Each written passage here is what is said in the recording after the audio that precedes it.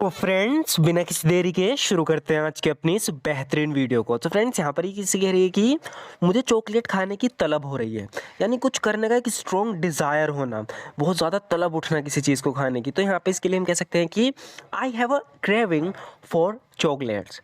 I have a craving for chocolate. यहाँ पर माई chocolate कह रही है कि मेरी जो चॉकलेट है उन्हें खाने की मुझे तलब हो रही है। I have a craving for chocolates, यानी मुझे चॉकलेट खाने की तलब हो रही है। तो इसके लिए हम यूज़ करेंगे क्रेविंग फॉर का। मेरा चॉकलेट खाने का मन कर रहा है, अगर ऐसे बोलना हो तो हम बोलेंगे I feel like eating my chocolate. I feel like यानी मेरा मन कर रहा है, I feel like eating chocolate. या अगर मेरी तलब उठ रही है, बहुत ज़्यादा तलब है, तो हम कहेंगे I have a craving for my chocolate, यानी मेरे चॉकलेट खाने का तलब हो रही है, यानी जी कर रहा है। मुझे चॉकलेट खाने की इच्छा को रोकना मुश्किल लगता है, यानी मैं चॉकलेट की इतनी दीवानी हूँ कि जब इसकी इच्छा उठती है खाने की तो उसे मैं रेजिस्ट नहीं कर पाती, यानी रोक नहीं पाती। तो बता रही कि I find it hard to resist the urge to eat chocolate. और जो अर्ज उठती है, अर्ज यानी इच्छा जो उठती है खाने की चॉकलेट, उसे रेजिस्ट करना मेरे लिए मुश्किल होता है। बता रही कि I find it hard to resist the urge to eat chocolate. मैं खुद को चॉकलेट खाने से रोक नहीं पा रही हूँ। इंग्लिश में बोलेंगे I can't resist eating chocolate. I can't resist eating chocolate, यानी मैं खुद को चॉकलेट खाने से रोक नहीं पा रही हूँ। I can't resist eating chocolate. या ऐसा भी कह सकते हैं कि I have no control over eating chocolate. कुछ लोग बोलते हैं ना कि आई हैव नो कंट्रोल, तो अगर हमें इस तरीके से बोलना तो हम बोलेंगे I have no control over eating chocolate, यानी मैं ना मेरे ऊपर मेरा कंट्रोल नहीं है, यानी मैं रोक नहीं पा रही हूँ खुद को चॉकलेट खाने से। या तो हम ऐसे बोलेंगे I can't resist eating chocolate, या हम बोलेंगे I have no control over eating chocolate.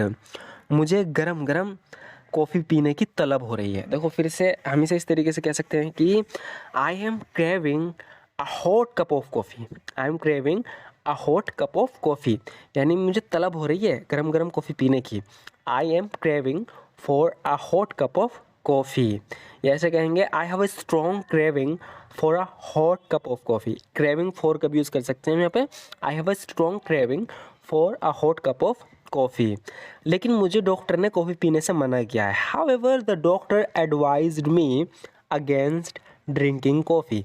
या तो हम सिंपल भी बोल सकते थे कि डॉक्टर ने मना किया है, डॉक्टर एडवाइज्ड मी अगेंस्ट। यहाँ पर हमने अगेंस्ट का यूज़ इसलिए किया है, यहाँ पर हम बताना चाह रहे हैं कि डॉक्टर ने हमें एक ऐसी एडवाइस दी है कि हम कॉफ़ी ना पिएं, यानी हमारी सेहत के लिए सही नहीं। से कोई बीमारी है तो उस पर से एडवाइस दी गई है। यहाँ पर हम इस तरीके से कहेंगे however the doctor advised me against drinking coffee, लेकिन हालांकि डॉक्टर ने मुझे कॉफ़ी पीने से मना किया है, लेकिन मैं कॉफ़ी की तलब को रोक नहीं पा रही हूँ। But I can't resist the craving for coffee. But I can't resist the craving for coffee, यानी जो कॉफ़ी की जो तलब उठ रही है ना, मैं उसे रेजिस्ट नहीं कर पा रही, रोक नहीं पा रही। But I can't resist the craving for coffee.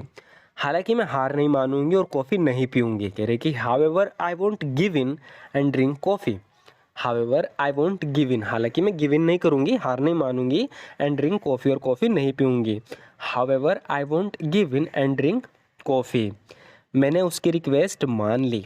I gave in to her request, यानी कोई इससे बहुत ज़्यादा रिक्वेस्ट कर रहा था कहीं जाने की, तो ये मना कर रही थी, लेकिन लास्ट में इसने हाँ कर दिया। तो कह रही कि I give in to her request, यानी उसकी रिक्वेस्ट के आगे मैंने हार मान ली, यानी मैंने उसकी रिक्वेस्ट मान ली। I give in to her request. मैंने उसे अपनी कार ले जाने दी। I let her take my car.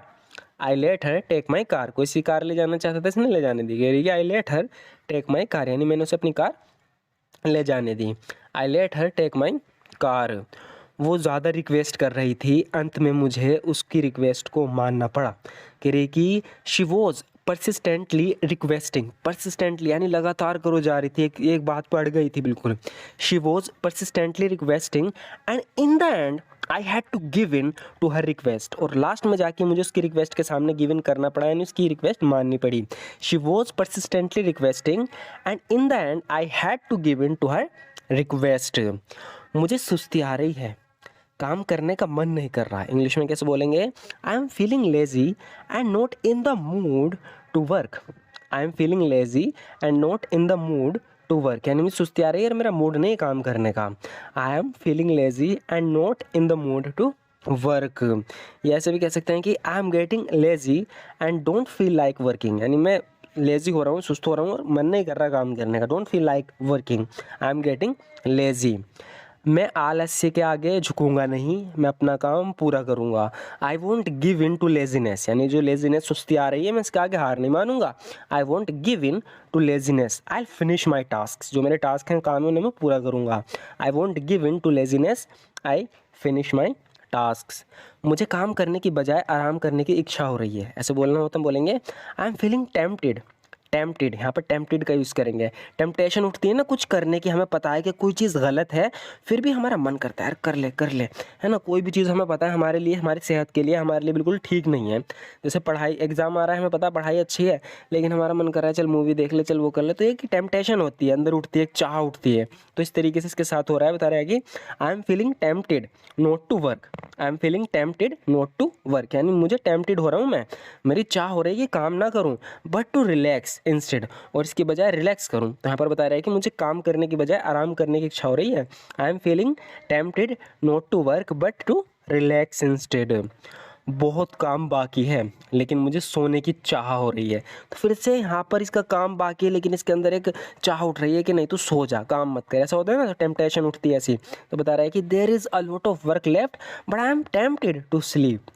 There is a lot of work left but I am tempted to sleep. बहुत काम बाकी है लेकिन मेरे सोने की चाह हो रही है। There is a lot of work left but I am tempted to sleep.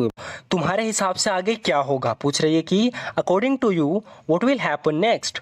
According to you what will happen next, यानी तुम्हारे हिसाब से आगे क्या होगा। According to you what will happen next, आगे क्या होता है ये देखना काफ़ी इंटरेस्टिंग होगा। यहाँ पर ये कह रहा है कि आगे क्या होता है ये देखना काफ़ी इंटरेस्टिंग होगा। इस इंग्लिश में बोलेंगे it will be very interesting to see what happens next. It will be very interesting to see what happens next, यानी आगे क्या होता है ये देखना काफ़ी इंटरेस्टिंग होगा। It will be very interesting to see what happens next, आगे कह रहा है कि जब मेरा काम हो जाएगा मैं तुम्हें जाने दूंगा। तो इसने किसी को पकड़ रखा है यहाँ पर, उससे कह रहा है कि आई लेट यू गो, यानी मैं तुम्हें जाने दूंगा। I let you go when my work is done. I let you go when my work is done, यानी जब मेरा काम हो जाएगा मैं तुम्हें जाने दूंगा। I let you go when my work is done, इसलिए इसे करने में मेरी मदद करो। So help me get it done. So help me get it done, इसलिए इसे करने में मेरी मदद करो। So help me get it done, जितनी जल्दी ये हो जाए उतना अच्छा। इसे इंग्लिश में बोलेंगे the sooner it's done the better. The sooner it's done the better, यानी जितनी जल्दी ये हो जाए उतना अच्छा। The sooner it's done the better. So friends, आज की हमारी पहली फ्रेजल वर्ब होगी डाई डाउन। डाई डाउन का मतलब होता है कम होना या हल्का होना। जैसे कि यहाँ पर ये बोल रही है कुछ मिनट बाद बारिश कम होने लगी, यानी हल्की होने लगी। इसे इंग्लिश में बोलेंगे after a few minutes the rain started to die down. After a few minutes the rain started to die down, यानी कुछ मिनट बाद बारिश कम होने लगी। डाई डाउन का मतलब कम होना या हल्का होना। इसका एक और एग्जांपल देखते हैं, आग अपने आप कम हो जाएगी। यहाँ पर ये कह रहा है कि the fire will die down on its own.